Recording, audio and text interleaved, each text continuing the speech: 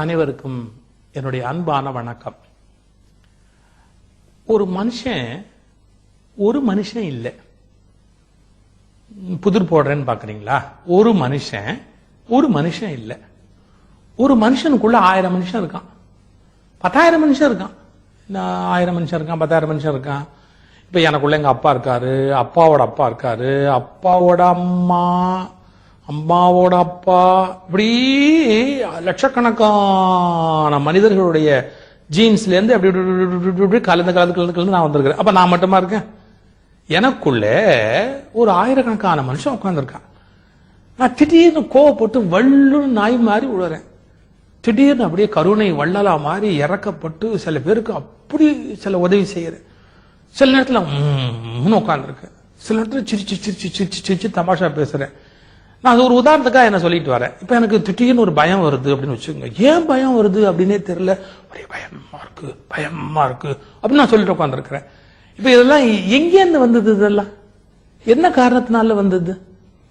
இது பல எண்ணங்கள், பல உணர்வுகள் எனக்குள் இருப்பதற்கு காரணம் என் மனம். மனம் தானே உணர்வுகளா வெளிப்பட முடியும். இந்த மனம் என்பது ஏக்கம்னு ஒன்னா இருந்ததா வரலாறே கிடையாது. அது பிளவுபட்டது. மனசுக்கு பிளந்து பிளந்து பிளந்து பிளந்து பிளந்து பிளந்துதான் இருக்கிறது. சப்பாத்தி கள்ளி போய்கிட்டே இருக்கும் பாத்தீங்களா? ஒண்ணுல இருந்து ஒண்ணு பொழந்து, ஒண்ணுல இருந்து ஒண்ணு பொழந்து, ஒண்ணுல இருந்து ஒண்ணு பொழந்து அப்படியேதான் இருக்கும்.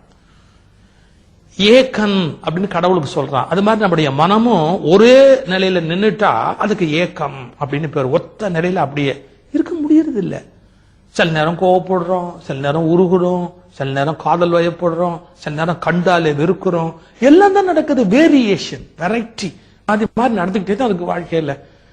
இதை பத்தி எப்பாவது நம்ம யோசிக்கிறோமா? ஏன் நம்ம இவ்வளவு கன்ஃபியூஸ்டா இருக்கிறோம்? நம்ம ஏன் இவ்வளவு தூரத்துக்கு ஒரு குழப்பமான ஒரு நிலையில இருக்கிறோம்? நம்மளை பத்தி மற்றவங்களும் ஒரு முடிவும் எடுக்க முடியல, நம்மளை பத்தி நாமளும் ஒரு முடிவு எடுக்க முடியல. நம்ம ஏன் இவ்வளவு உணர்வுகளால் ஆட்படுத்தப்பட்டு எவ்வளவு உணர்வுகளால் செலுத்தப்படுகிற நபரா இருக்கிறோம்? ஒரே நிலையில இருந்தா என்ன? இது கொஞ்சம் கஷ்டமான ஒரு கேள்வி. ஒரு வேடிக்கையான சம்பவம் சொல்றேன் பாருங்களேன். என் வாழ்க்கையில் நடந்த ஒரு மறக்க முடியாத சம்பவம். 35 வருஷத்துக்கு முன்னாடி. அப்பெல்லாம் பேச்சாளர்களுக்கு கார்லாம் இருக்காது. கார்ல வந்தா பேச்சாளர்லாம் இருக்க முடியாது. சுண்ணாம்பு லாரியில போய் பேச்சாளர் இறங்கினா கொஞ்சம் வெள்ளையா போய் இறங்கலாம். அந்த மாதிரி தான் பேச்சாளர்களுக்கெல்லாம் மரியாதை உண்டு. அப்ப நான் பஸ்ல போறேன். ஒரு 35 வருஷத்துக்கு முன்னாடி பஸ்ல எனக்கு என்ன தலையெழுத்து பாருங்க. என் பக்கத்து சீட்ல ஒரு குடிகார பையன் உட்காந்துட்டான். பயங்கர குடிகார உட்காந்துட்டான். நான் ஜன்னல் ஓரமா உட்காந்துருக்கேன். எனக்கு அடுத்தாப்புல உட்காந்துட்டான். உட்கார்ந்தது எனக்கு ஒரு பெரிய வருத்தம் இல்லை. பஸ்ல டிக்கெட் வாங்குற யாரு வேணாலும் உட்காரலாம், நம்ம என்ன கேட்கவா முடியும்? திடீர்னு வாமிட் பண்ற மாதிரி ஒரு அந்த சிம்டம்ல ஒரு சவுண்ட், ஓ அப்படின்னு ஒரு சவுண்ட் கொடுக்குறான். நான் பயந்துட்டேன். இப்ப வாமிட் பண்றேன், ஜன்னலுக்கு எந்திரிச்சு வாமிட் பண்ணாருன்னா என் சட்டையில ஏதாவது ஆயிடும். நான் இப்போவாது டிவிக்கு வர்றதுக்காக கொஞ்சம் கலர் எல்லாம் போட்டுக்கிட்டு இருக்கிறேன். டிவியில வெள்ளையுமா வந்தா உள்ள விட மாட்டாங்க, அதனால கலர் சட்டை போட வேண்டியிருக்கு. அவன் நான் வெள்ளையில போயிருக்கிறேன், அவன் அதை என்ன கலரை ஆக்குவான்னு எனக்கு தெரியாது. ஏன் அவன் என்ன பிராண்டு கொடுத்திருக்கான்னு எனக்கு எப்படி தெரியும்? ஏன் கலர் அவன் சட்டையை என்ன ஆக்க போறான்னு எனக்கு தெரியல. நான் அப்படியே பயந்து போய் உட்கார்ந்துருக்கேன். 2 தடவை சவுண்ட் கொடுத்தான், 3 தடவை சவுண்ட் கொடுத்தான். நான் ஒவ்வொருத்தரும் தலையை குனிஞ்சுக்கிட்டேன். அவன் ஜன்னல் பக்கம் தாவறதுக்கு வசதி அப்படி பம்மிக்கிட்டேன். ஒன்னும் நடக்க மாட்டேன். வெறும் சவுண்ட் மட்டுமே கொடுத்தான். நான் உடனே சொன்னேன், பிரதர் ஜன்னல் ஓரமா நீங்க உட்காந்துக்குங்க, நான் இந்த பக்கமா உட்காந்துக்கிறேன். சௌரியம் போல வாந்தி எடுங்கோ அப்படின்னு. அவன் சொல்றான் என்கிட்ட, பிரதர் நீங்களே ஜன்னல் பக்கமா உட்காருங்கோ, எனக்கு எப்ப தோணுதோ அப்போ வாமிட் பண்றேன். இவனுக்கு எப்ப தோணும், இவனுக்கு எப்போ வாமிட் வரும், நான் அப்படியே எதிர்பார்த்துக்கிட்டே இருக்கேன். இவன் எப்ப வாந்தி எடுக்க போறான், இவன் கல்யாணம் ஆன புதுசுலயாவது பொண்டாட்டி எப்ப வாந்தி எடுக்க போறான்னு எதிர்பார்த்தாலாவது ஏதோ ஒரு எதிர்பார்ப்பு இருக்கு. எவனோ தெருல போறவன் இவன் எப்ப வாந்தி எடுக்க போறான்னு நான் உட்கார்ந்து பதைச்சுக்கிட்டு உட்கார்ந்து இருக்கிறேன். ஒரு எல்லையில கோவம் வருமா வராதா? திருப்பி இதே டிராமா பண்ணிக்கிட்டே இருந்தா எனக்கும் கோவம் வந்துருச்சு. கோவத்துல என்ன சொல்லிட்டேன், கொஞ்சம் கடுஞ்சொல் சொல்லிட்டேன். என்ன சொல்ற, வாந்தி தானே எடுக்கிறேன், என் தலைமையில ஏரியா போய, எப்ப வேணாலும் எடுத்துக்க போய அப்படின்ட்டு ஒரு கோவத்துல. நான் இப்படி சொல்லிருக்க கூடாது. இப்ப சொல்றேன், தெளிவா பேசும்போது சொல்றேன், சொல்லிருக்க கூடாது சொல்லிட்டேன். 30 வருஷத்துக்கு முன்னாடி ஒரு கோவத்துல சொல்றேன். எனக்கு பின் சீட்ல இருந்து 2 பெரிய மனுஷன் உட்கார்ந்து சொல்றான், இந்த 2 குடிகார பையன் குடிச்சிட்டு வந்து என்ன கலாட்டா பண்றான் பாரு. எனக்கு தேவையாது. 2 குடிகார பைய குடிச்சிட்டு வந்து என்ன கலட்டா பண்றோம். எனக்கு அப்படியே ஒரு மாதிரி உயிரே போயிடுச்சு. அப்படியே கூனி குறுகி போயிட்டேன். என்ன இப்படி பேசுறான், நம்மளையும் சேர்த்துட்டான் அப்படி. அதுக்கு அடுத்த பெரிய மனுஷன் ஒரு வார்த்தை சொன்னதுதான் டாப்பு. இந்த வாந்தி எடுக்கிறவங்க கூட கொஞ்சம் லிமிட்டா சாப்பிட்டு இருப்பான் போல் இருக்கு, இந்த ஜிப்பா போட்டுருக்கிறவங்க கொஞ்சம் ஜாஸ்தியாவே போட்டுருப்பான் போல் இருக்கு, தலைமையிலேயே வாந்தி எடுன்றான். அவன் எவ்வளவு போட்டிருப்பான் அப்படின்னு ஆராய்ச்சி, அவன் மில்லி எவ்வளவு வேற ஆராய்ச்சி பண்றான். நான் ஒரு வினாடி யோசிச்சு பார்த்தேன், நான் என்ன தப்பு பண்ணிட்டேன்? கோபப்பட்டேன். கோபத்தை எப்படி பண்ணேன்? வெளியிட்டேன். கோபத்தை வெளியிட்டது அவன் என்ன போதையில சேர்த்துட்டான் குடிகார லிஸ்ட்ல. உண்மைங்க, கோபமும் ஒரு போதை தான். கோபமும் ஒரு போதை தான். நான் அதுக்கு அடிக்ட் ஆனதால தான் அதை வெளிப்படுத்தினேன். இந்த வார்த்தைக்கு அடிக்ஷன். லிக்கருக்கு அடிக்ட் ஆன மாதிரி கோபத்துக்கு அடிக்ட் ஆனதால நான் அந்த வார்த்தையை பயன்படுத்துறேன். நான் அதுக்கு அந்த சொல்லிட்டேன் அந்த வார்த்தையை, என் தலைமையில வாண்டிடு அப்படின்னு. அப்ப நான் கோபம் எனக்குள்ள பாருங்க, என்னுடைய எல்லா பர்சனாலிட்டியும் கீழே போய் படித்தவர், புத்தகம் படித்தவர், அறிவு படித்தவர், 10 பேருக்கு புத்தி சொல்லுகிறவர், கூட்டங்களுக்கு எல்லாம் போச்சு. அது உள்ளே இருந்து கோபம் மட்டும் மேல வந்து நின்றுச்சு. நான் இப்ப ஒரு லைஃப் எக்ஸாம்பிளுக்காக சொன்னேன். இந்த மாதிரி ஒரு உதாரணம் நண்பர் சிப்பி ரகுநாதன் சொல்றாரு. அவர் ரொம்ப நல்லா சொல்வார்.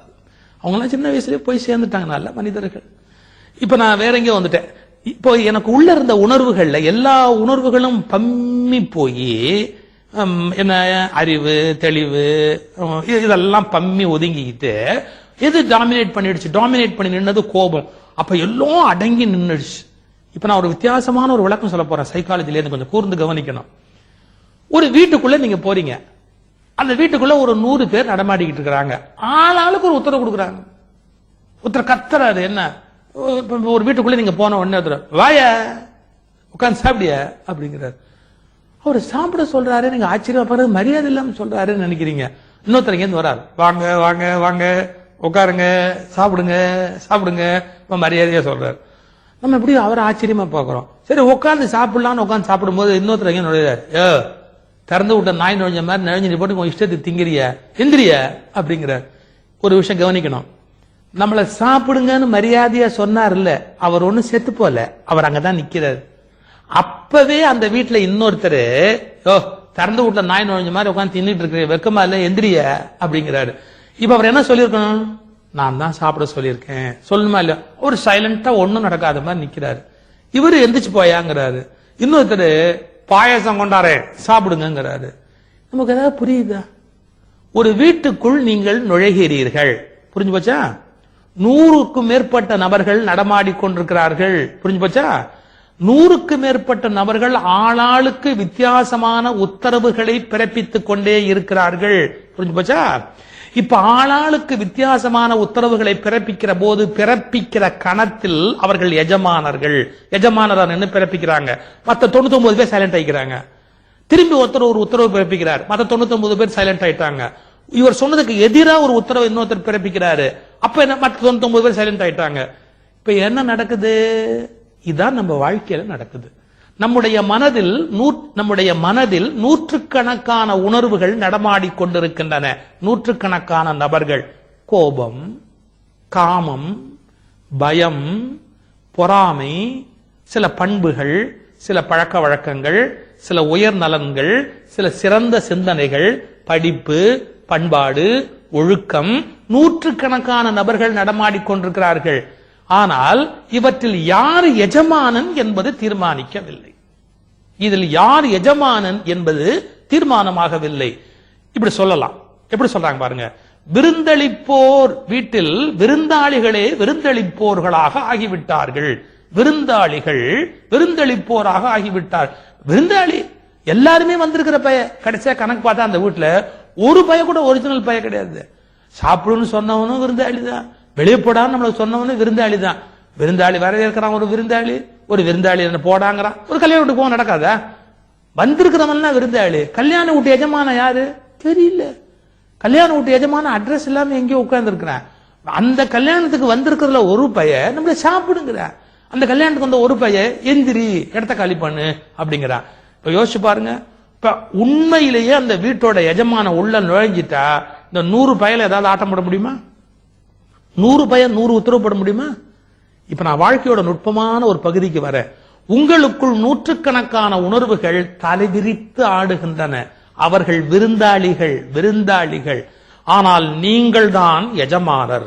எஜமானர் விழிக்கிற வரை விருந்தாளிகள் ஆட்டம் போட்டுக் கொண்டிருக்கிறார்கள். எஜமானர் விழித்து வந்து விட்டார், his presence, அந்த வீட்டின் எஜமானர் விழித்தெழுந்து விட்டால் விருந்தாளிகள் வாய் மூடி விடுகிறார்கள். அவங்க யாரு அந்த வீட்டுல இவனை சாப்பிடுன்னு சொல்றதுக்கு? அவங்க யாரு சாப்பிடாம போன்னு சொல்றதுக்கு? இது விருந்தாளிகளின் வேடிக்கை கூட்டமாக நடக்கிறது. விருந்தளிப்போன் அந்த வீட்டின் எஜமானன் இன்னும் விழிக்கவில்லை. நம்முடைய வாழ்வில் நாம் படுகிற பலவிதமான உணர்ச்சி குழப்பங்களுக்கு காரணம் நமக்கு விருந்துக்கு வந்த நம்முடைய உணர்ச்சிகள் நம்மை ஆட்டி படைத்து எஜமானரை போல் நடிக்கின்றன.